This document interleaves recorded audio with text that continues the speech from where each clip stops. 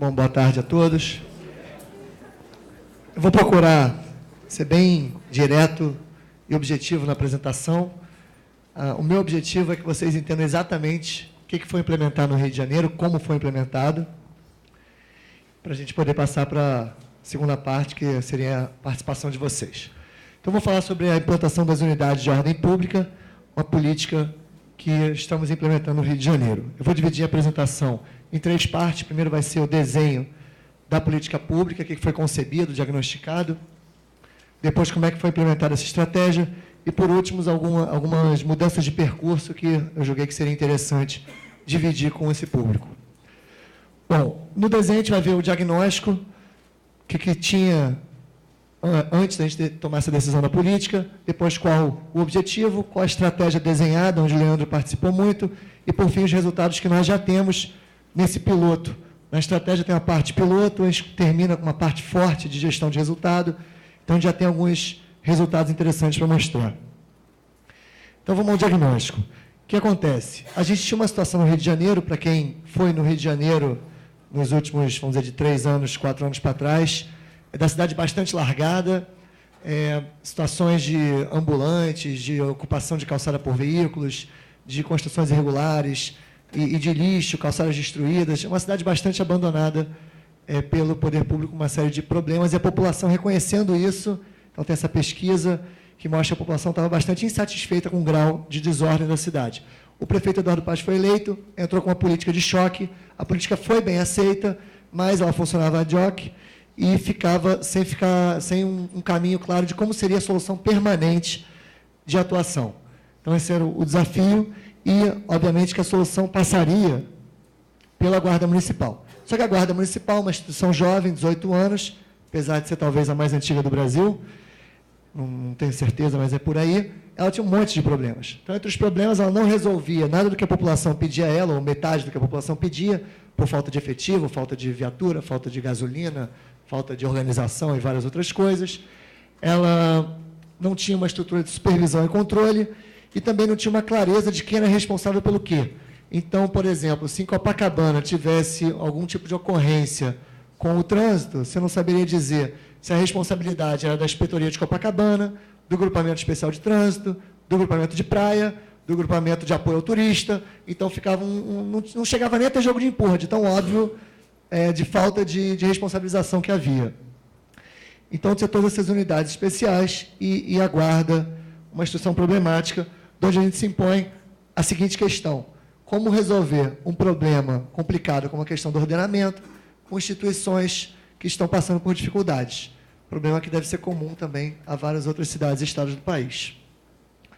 O que a gente fez? A gente desenhou a política pública, cujo objetivo era justamente mudar a forma como o espaço era ocupado, de uma forma mais ordenada, através da mudança, de uma consolidação do novo modelo da Guarda Municipal. Então, esse foi o conceito. A Guarda Municipal tinha 5.000 homens e mulheres em rua, era, sem dúvida, a mais capilarizada da Prefeitura, o meio de fazer, além da Companhia de Lixo Urbano, mas aí também eles têm outro objetivo. Então, esse era o caminho. Qual foi a estratégia? Isso aí é uma reportagem do Globo, só para vocês terem noção do que eu estava falando. Aquilo ali, à esquerda, é a bagunça no centro da cidade antes da implantação do projeto. E à direita é uma rua da Tijuca, depois da implantação da primeira unidade de ordem pública. Nessa rua que está limpa, aqui à direita, tinham mais de 70 ambulantes, e vocês imaginem o caos que não era, também com coisas que vão junto com o movimento dos ambulantes. Então, vamos ver essa reportagem. Mas, então, eu vou contar para vocês agora a estratégia. Então, a estratégia primeiro é definir um piloto. Então, tem a ver um pouco com isso que o Leandro falou. A gente definiu um perímetro. Esse perímetro, ele tinha o objetivo de a gente testar um novo modelo para a Guarda Municipal. Então, ali naquele local, a gente vai testar um novo modelo e vai poder usar como laboratório e, dando certo, as boas práticas, exportar para a cidade, territorialmente, e para dentro da Guarda também. Então, a ideia era fazer uma coisa nova. E principalmente, mostrar que era possível. Então, o Rio de Janeiro passava por esse momento que não achava ser mais possível, um pouco semelhante ao que aconteceu antes da entrada das UPPs, que nunca se achou que algum dia a a gente poderia não ter o tráfico armado dominando os morros do Rio de Janeiro, né? Era assim, não havia mais essa esperança, era considerado uma guerra perdida. Não muito diferente era a questão no asfalto. Dizer que não seria possível aquela cidade voltar a ser ordenada, voltar as calçadas a estarem livres para o trânsito das pessoas. Os carros estacionados pela calçada, uma realidade, e essas outras coisas que eu falei para vocês. Então, tinha que mostrar ser possível passar essa sensação de esperança, de possibilidade. Parte da estratégia, eu vou falar outras coisas, mas foi o superpovoamento desse recorte que foi feito e a aplicação da Guarda Municipal 24/7, 24 horas, 7 dias por semana, para garantir, ou para ajudar ao sucesso do projeto.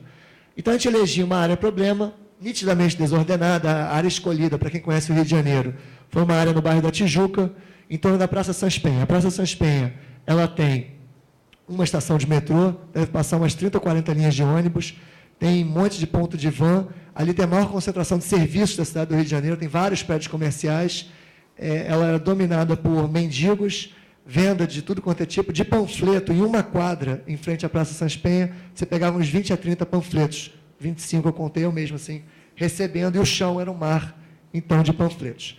Então, essa era a situação, e aí a gente desenha a política, o Leandro atuando como consultor, a gente junto com a Casa Civil, eu nem estava nesse momento, a política é desenhada com 5 pilares transformadores. Primeira coisa é definir um dono para aquele perímetro. Então, um inspetor que será o dono do perímetro. Segundo, um novo guarda municipal, diferente do histórico que a gente vinha trazendo na cidade. Terceiro, usar fortemente tecnologia de ponta, e aí vocês vão ver vários exemplos. Depois, a questão da gestão por resultados, então a gente define alguns indicadores e vai cobrar por eles. E, por último, ações coordenadas com os órgãos. Vou entrar em cada um agora. Então, essa é a área da nossa 6ª UAP. Para quem conhece ali a Enseada de Botafogo e o Flamengo, então ela pega 3 bairros, Flamengo, Botafogo e... Não, Flamengo, Glória e Catete. Cadê minha caneta? Tinha uma canetinha aqui. Não tem mais. Canetinha. Laser. Bom, Flamengo, Glória e Catete.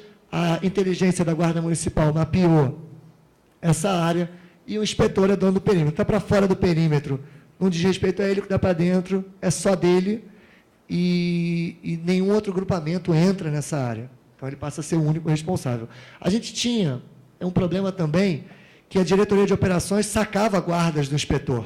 Então, um belo dia ele chegava, vamos dizer que ele tivesse 50 guardas, ele chegava, não, esse dia você só tem 15 guardas, porque vai ter um evento numa outra área da cidade, eu precisei dos seus guardas para botar nesse outro evento. Então, também não tinha como responsabilizar ele antes. Então, a partir desse momento, ele é o responsável. O segundo pilar, então, o novo guarda municipal. Então, foram formados 3.000 guardas municipais ao longo dos últimos 2 anos para esse projeto. E um novo manual de operações, novo procedimento de treinamento. A gente vai passar por tudo isso um pouco mais à frente.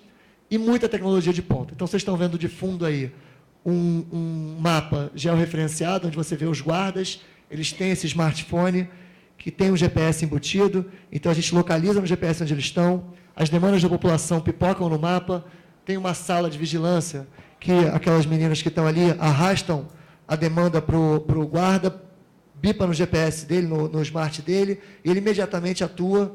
Então, tudo isso aí é tecnologia que foi implementada, aparece um quadrinho ali, a gente tem o nome do cara, o telefone do cara, onde é que ele teve, como é que está a bateria do rádio dele, todo o controle é feito dessa forma. Então, nesse smartphone, ele registra ocorrência, coleta informações, faz multa de trânsito, tem o GPS, eles todos têm rádios em duplas, a sala de vigilância e um sistema de informação, um business intelligence.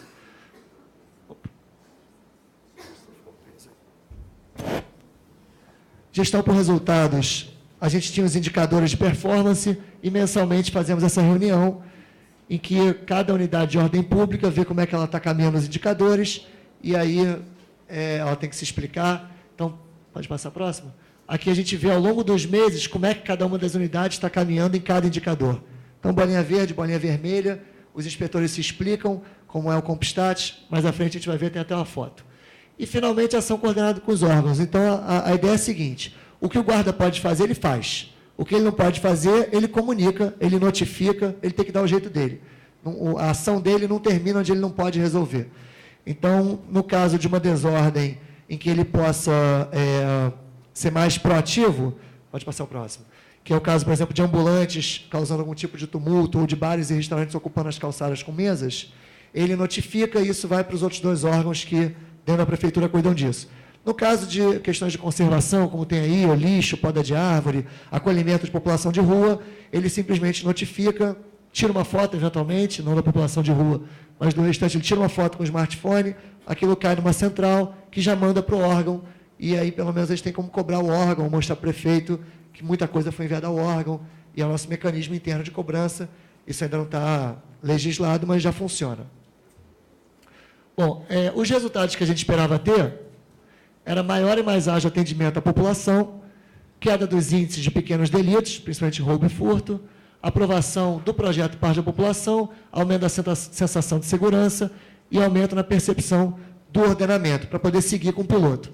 Então, a gente fez pesquisa de opinião, e também tirou alguns dados do sistema. Então, em 2010, como eu falei, a guarda não atendia, ela atendia somente a metade do que era demandado a ela.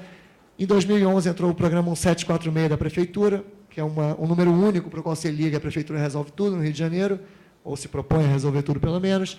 Em 2012, já estava um ano maduro do projeto das unidades de ordem pública. Só uma coisa, Bruno, isso é o resultado da UOP Tijuca, né? Isso é só da UOP Tijuca. Isso é bom esclarecer. Tá, então, isso é da UOP Tijuca, a gente fez esse levantamento quando completou um ano de programa, a primeira unidade foi em abril de 2011, e isso aí foi já em abril de 2012. Então, o tempo de atendimento também caiu de 5 horas para 1 hora, o guarda tem que chegar em até meia hora no local, eles normalmente chegam antes disso. Aí, os roubos e furtos na região em torno da área, obviamente tem um componente importante aí das UPPs, das delegacias, da Polícia Militar, mas não deixa de ser um dado bastante expressivo. A gente ainda não tem cruzamento com outras áreas, mas o dado é forte. E aí, na pesquisa de opinião, dos que conhecem o programa, 73% achou bom ou ótimo. A questão da sensação de segurança, 41% disse que aumentou a sensação de segurança, a outra parte disse que não mudou, e 8% percebeu que diminuiu. Com outras experiências que nós temos, o número se mantém mais ou menos constante, ninguém percebe nenhuma modificação. A gente tem a vantagem que a gente está fazendo agora, a cada bairro a gente faz pesquisa de opinião. Então, a gente pode usar as pesquisas de opinião pré do bairro seguinte como referência das pesquisas de opinião pós do bairro anterior, para ver que não está tendo uma mudança tão grande na cidade, nessa direção. Então, o programa é que dá esse resultado. E para medir desordem, que é uma questão muito difícil de você avaliar, a gente faz perguntas do tipo, com que frequência o senhor se depara com ambulantes irregulares ocupando as calçadas? Então, antes da implantação na Tijuca, nós tínhamos uma resposta de 57% para todo dia ou quase todo dia, caiu para 20%. A mesma coisa em relação ao estacionamento irregular. Passar? Não, então antes. Já foi, né? Volta um. Estacionamento irregular, carros na calçada era 62 para 14, depois 57 para 20, e barulho até tarde da noite, que é o de 22 para 4.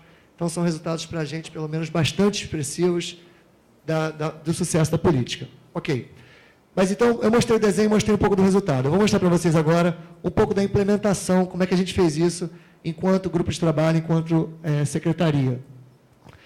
Então, primeiro, um concurso público que a gente mudou um pouco a questão do modelo de seleção, avaliar menos a capacidade intelectual e muito mais a capacidade operacional do guarda, para aquilo que ele vai realmente ser aplicado. Então, o guarda, ao longo do curso, o curso teve uma exigência maior, ele pôde ser descartado os que não serviam e colocado os que serviam. Essa é uma turma de mais ou menos uns 1.000 guardas sendo formados, e ali eu estou com... Foram 3.000 ao longo desses 2 anos últimos. Não, passou um, acho. Aí. Então, além disso, o treinamento foi remodelado. Qual foi a grande mudança no treinamento? Ele passa a ser em cima dos procedimentos operacionais padrão. Então, não havia uma forma, como não há na maioria das guardas e polícias do país, não é isso, Leandro? Uma forma de atuar. Ele sabe que ele tem que atuar, sabe o que ele tem que resolver ali, mas ele tem a forma de atuar. Então, foram definidos procedimentos operacionais padrão, que a gente vai ver no próximo slide como é, que ele passa a ter uma forma padronizada de atuar. Todos têm que agir da mesma forma, segundo o que eles são treinados e o manual que foi concebido. Além disso, um respaldo legal para ele, houve decretos e resoluções. A gente ainda está trabalhando na questão da lei, depende também de emenda constitucional, né? O guarda, obviamente, ele que é proativo e ele está atuando no controle e na fiscalização das posturas municipais, essas que a gente elege e coloca nesses procedimentos. O procedimento, então, ele diz o quê? O que ele vai fazer e como ele vai fazer. O que você quer é condicionar o guarda. Você bota as boas práticas no treinamento do que ele tem que fazer. Você não diz para ele que ele tem aula de direitos humanos, mas o enfoque de direitos humanos está dentro da prática, não está no conceito. O enfoque até para ele se proteger. Você tem que se proteger. Não, você vai ficar a tantos metros, você vai agir dessa forma. Então, está tudo detalhadinho como é que ele tem que fazer para nem abusar da autoridade dele e nem também se expor a riscos. Então, basicamente, ele traduz o que a gente quer operacionalmente em termos de normas, e ele segue essas normas. Então, a gente vai ver... Oi, posso ir? Foi? Isso. Então, ele tem duas partes, esse manual. A primeira parte é a parte geral, em que situações que ele atua, como ele se aproxima, como que ele tem que falar, como é que ele se apresenta e tal. E a segunda parte é específica para aquela situação, se for uma fiscalização, uma condução à delegacia, uma apreensão, um uso de algema... E assim por diante. Então, esse é o POP. A segunda coisa que a gente se preocupou muito na secretaria foi a questão da liderança. Então, a gente buscou dentro da guarda quem seria um inspetor ideal. Então, rodamos ali todos os inspetores e guardas, encontramos um sujeito chamado Souza, que era o coordenador do grupamento especial de praia, do GEP.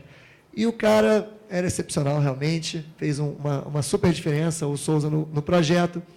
E ele comprou tanto o programa que ele dormia na base durante os primeiros meses, 2 primeiros meses de projeto, ele dormia na inspetoria, quase não foi em casa, que ele queria que desse certo, ele enxergou no programa essa possibilidade do programa dar certo. Depois de um tempo, a gente viu que a gente precisava de outros líderes, não tinham tantos líderes disponíveis, a gente teve a necessidade de criar, então, esse curso de formação de liderança que a gente aplicou nos outros inspetores para seguir um modelo de gestão de competência e outros elementos que a gente colocou. Além disso, uma decisão muito importante do secretário foi de montar uma equipe de gestão. Então, eu fui trazido, o projeto foi concebido na Casa Civil, eu fui trazido para dentro da secretaria, como subsecretário de planejamento, e desde o início botei uma pessoa como gerente de projeto e outra como gerente de processo. Então, enquanto tinha uma pessoa e uma equipe direcionada a construir o projeto, instalar as unidades, e montar aquela operação, dar o start, tinha um outro grupo de pessoas fazendo monitoramento do processo. Então, não deixava os indicadores caírem, não deixava os dados pararem de chegar e ia em campo. Então, eram esses dois elementos, o pessoal de projeto e de processo, que garantiam a continuidade, porque, obviamente, a suposição das pessoas é que era mais uma daquelas políticas que vêm e vão, e que vão morrer na praia, etc. Outra coisa, a gente fez um alinhamento forte com o planejamento estratégico da cidade. Nós temos a vinculação de uma das metas lá no plano estratégico, no acordo de resultados, e estabelecemos também um acompanhamento muito forte. O projeto tinha 4 tipos de reunião. Uma reunião estratégica, da qual participava a Brava, inclusive, a Casa Civil, e o secretário e pessoas do nível estratégico da prefeitura. Essa reunião a cada mês, 2 meses, para definir o direcionamento do projeto. A reunião de acompanhamento do projeto, uma reunião padrão de acompanhamento, era praticamente semanal, hoje em dia está a cada 3 semanas.